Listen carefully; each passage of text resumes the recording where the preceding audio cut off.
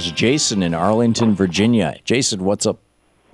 Hey, Tom. How you doing? I'm good. good. I was really interested in what Bernie was talking about with the large banks and so forth. And one of the things I know specifically about them is the large banks have increased their derivative exposure by over 43% since the financial crisis began. So whatever was too big to fail before is even bigger. I believe that the nominal amount right now is close to $293 trillion worth of derivatives. That the U.S. banks are holding. I mean, the New York Times reported earlier this week that the global trade in derivatives was $700 trillion. Right. So that's our share of it. You know, if you throw in the rest of the world, it could be even worse, the HSBCs and so forth. Sure. But I think, the best way to solve this is really simple. And this is my libertarian solution.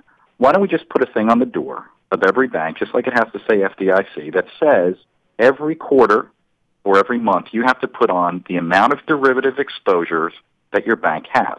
And just like labeling food, you could say, well, I don't know if I want to keep my money in that bank. Yeah, that's not very libertarian. The libertarians would say the corporation gets to hide that stuff. No, they don't. You can't have a government regulation that says that you have to be transparent. This is just label. It's about fraud, hiding things from clients. You're not going to have. It's like food labeling, like GMOs. Right. Libertarians are opposed to food labeling. No. They're depends on what branch you're looking at. Okay. But this is a very so you're in the I like government enforcing transparency branch of libertarianism. No, I'm ensuring that the individuals out there know what's in their product. Just like if you go buy a piece of food, if it says milk on it, it should be milk. Just like if I get water out of the tap, I want to know. I don't think that's libertarian. I think that's just like a good policy. Oh, so let's take this and run with it. Real simple. Yeah. All you do is you put that on the bank thing, and then consumers can make their own decision. But if Congress wanted to do it in a simple way, what they could say is, why don't we just get rid of any FDIC insurance on any bank that engages in this? Now, a bank can continue to do that if they want to. But why don't we just insure you? Why don't we just say that if you're going to trade in derivatives, they have to be on a regulated exchange?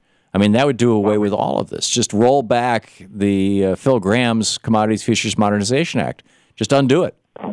Well, that would be an option, but I think the easiest way would be just allowing people to decide for themselves. Okay. Well, if you did it, then I would suggest that there be a divisor there. On the hook. But even if it was traded on the exchange, Tom, the fact that you're giving these big banks FDIC insurance is the problem. It's the moral hazard that these guys are like, well, it doesn't really matter. We're going to get bailed out. Well, except the FDIC insurance is for the depositors, not for the banks, and it only covers the first $250,000. And, there's a lot more. I mean, there are many people who have a lot more money than that in banks, particularly big companies and corporations that are not covered by that. So but I would, I don't disagree with you, Jason. In fact, I would take it a step farther, and I would say take that derivative exposure, divide it by the total amount of actual deposits, money on deposit, or actually subtract from it the amount of money on deposit. So let's say that they've got $50 billion in exposure, and they've got, or $50 trillion in exposure, and they have $50 billion in deposits. And so you'd say for every dollar that you put in this bank owes $1,000. There are many ways about this. I just think the hard part about the situation is this. In the last 4 years, anything that's been done to try to stop a systematic, catastrophic failure from happening again, despite all of these crazy things, they're still allowing it to go on. You're right, and it is happening right across the board.